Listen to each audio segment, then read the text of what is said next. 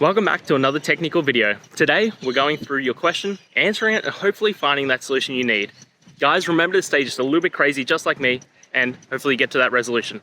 Now, let's get on to the video.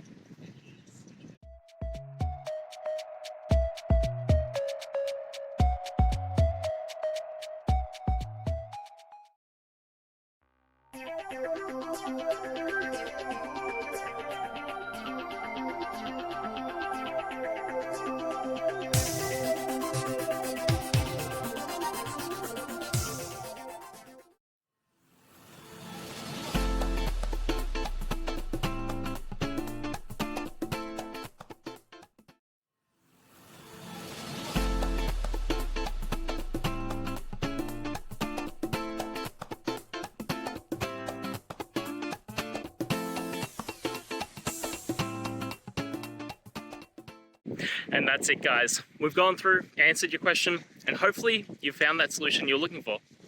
Guys, if you did, please hit subscribe. I'd really appreciate it. And until next time, you need technical help, I'll see ya. Have a good one.